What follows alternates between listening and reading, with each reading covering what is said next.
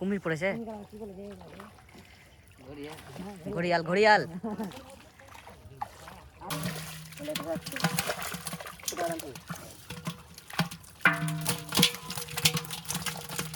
রুই নাকি যে সাইজের কুমিরটা কেজি হবে নাকি? 3.5 কেজি হবে। 3 কেজি পা।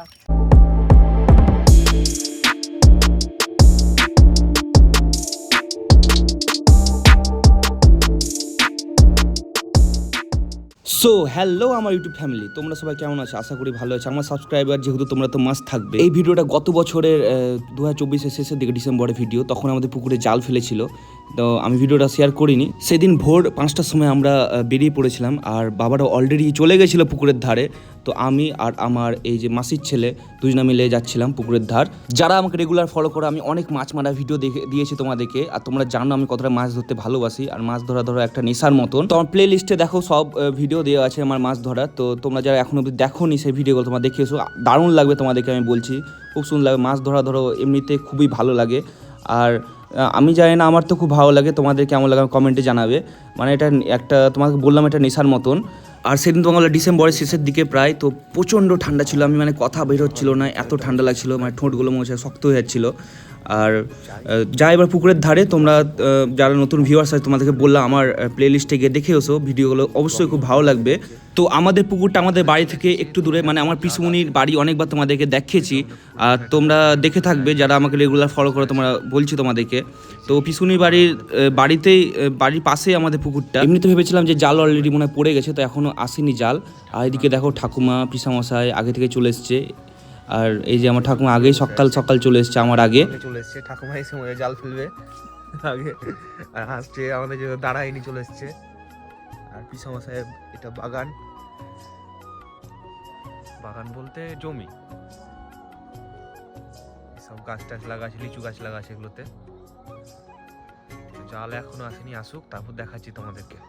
তো ঘরের আমাদের পাশে এটা একটা সিঁড়ি, তো এইখান দিয়ে জল নামে। বর্ষার সময় এই গলিটা দিয়ে জল আসে, আর যত জল এই সিঁড়ি দিয়ে নামে। মানে পুকুরে সচরাচর ব্লগ সেরকম করা হয় না, তো ব্লগ তাই আজকে করলাম, ইচ্ছা হলো দেখাই তোমাদেরকে। এই সিঁড়িটা দিয়ে জল নামে, আর এই যে শ্যালো পোতা আছে। যখন মাঝে মধ্যে আমার পুকুরের জল শুকিয়ে যায় তখন এই শ্যালো দিয়ে জল দেয়। এখনকার আগেকার মতন তো বর্ষা হয় না, তার জন্য খুব তাড়াতাড়ি জল মরে যায়, অনেকটা জল মরে গেছে।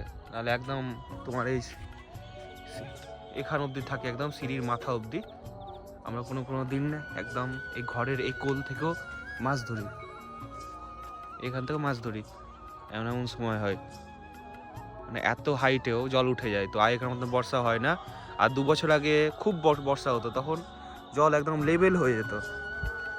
কোন জায়গাতে আমরা ধরো অনেক জায়গাতে এখানে মাছ ধরি, এখান থেকে অনেকদিন মাছ ধরেছি। আর পুকুর হচ্ছে কিন্তু শখের জিনিস। এই নিজেদের পুকুর থাকলে কতই না সুবিধা হয়। এই যে লোকের পুকুরে একদিন মাছ ধরতে যাওয়াতে কত রকম কথা শোনা, আর নিজের পুকুর থাকলে পরে যখন তখন বসা, তুমি ছিপ নিয়ে যখন তখন বসে যেতে পারো। আর তোমাদের কাদের কাদের পুকুর আছে আমাকে কমেন্টে জানাবে।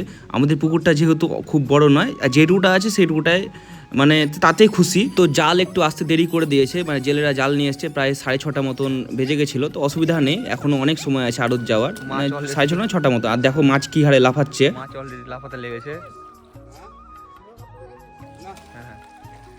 সব ও তো বেরিয়ে গেল নাকি ওগুলো? এই যে মাছ একদম লাফাতে শুরু করে দিয়েছে একদম। হ্যাঁ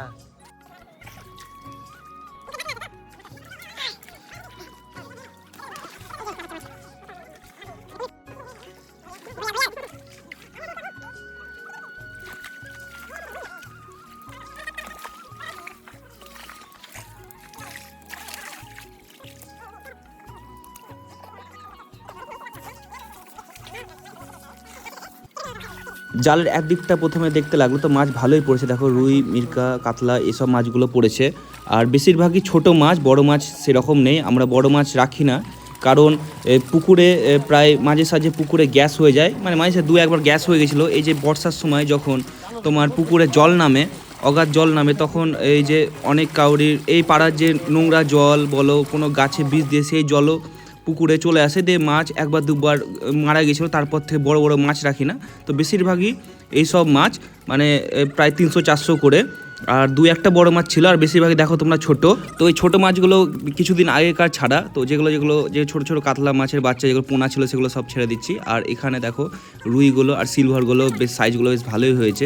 জালের এক সাইডের মাছ সব ধরা কমপ্লিট হয়ে গেছে, এবার আরেক সাইড বাকি আছে। এদিকে 2 হাঁড়ি মতন মাছ হয়ে গেছে, আর এদিকটা এবার শুরু করলো আরেক সাইড দেখতে। আর আমাদের পুকুরের সবথেকে বড় মাছ বলতে এই কাতলাটা, না এই কাতলাটা নয়, এটা নয়, এই কাতলাটা এটা প্রায় 3.5 কেজি মতন ওয়েট ছিল। এই কাতলা মাছটা দেখো কত সুন্দর লাগছে, একদম চকচক চকচক করছে।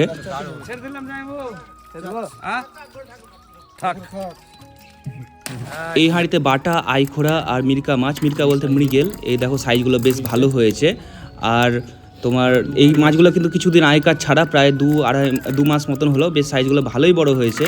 আর এই হাঁড়িতে ছিল তোমার রুই, তারপরে তোমার কাতলা, কিছু সিলভার কাপ। দেখো এই মাছগুলো প্রায় 300, 400, 500 করে ওয়েট, মানে মোটামুটি মিডিয়াম সাইজের মাছ, খুব বড় না কি ছোটও না, কিন্তু বেশ ভালো এই মাছের সাইজগুলো ভালো। বাবারা ওদিকে আড়ত চলে গেল, আর এদিকে আমরা এই মাছগুলো নিয়েছি। তো আমাদের মাছ, আমাদের পুকুরে কোনো সার প্রয়োগ করা হয় না, মানে কৃত্রিমভাবে কোনো মাছ চাষ করা হয় না। এখন সব কৃত্রিমভাবে মাছ খুব তাড়াতাড়ি বড় হয়ে যাচ্ছে। এগুলো খুব 1.5-2 বছর মানে সময় ধরে বড় হয়েছে এই মাছগুলো। আমাদের শুধু ওই খোলটা ইউজ করা হয়, তার জন্য মাছের তোমার টেস্টও ভালো। এখনকার বেশিরভাগ তোমার সব কৃত্রিম উপায়ে মাছ বড় করছে, আর খুব তাড়াতাড়ি বড় হয়ে যাচ্ছে। আর যখন ছিপে লাগে না, তার জন্য মাছের শক্তি খুব বিশাল। যখন ছিপে এক দিন মাছ লাগে, তখন মনে হয় ছিপ মজা ভেঙে নিয়ে চলে যাবে, এত শক্তি মাছের। এই কটা মাছ রেখেছিলাম, সবকে দিয়া থাকা করতে হবে, সবকে দিতে হবে। আর এই কাতলাটা, বড় কাতলাটা, 2টো কাতলা ছিল, এর মধ্যে যেটা ছোট কাতলা এটা প্রায় 2-2.5 কেজি হবে, এটা আমরা রেখে দিয়েছিলাম। তো ভিডিওটা এই পর্যন্ত কেমন হয়েছে তোমরা জানাবে। আর এই যে বড় কাতলাটা নিয়ে তোমাদের একটু দেখা যায়, দেখো রূপোর মতন চকচক চকচক করছে। মাছ ধরা ভিডিওগুলো তোমরা অনেক ভালোবাসা দিচ্ছ, এইভাবে ভালোবাসা দিতে থাকো। আমি চেষ্টা করবো এই মাছ ধরা ভিডিওগুলো তোমাদের সামনে আরও তুলে ধরার। আর ভিডিওটা কেমন হয়েছে তোমার কমেন্টে জানাবে। আর চ্যানেলটাকে সাবস্ক্রাইব করো, আর অনেক শেয়ার করো। বাই।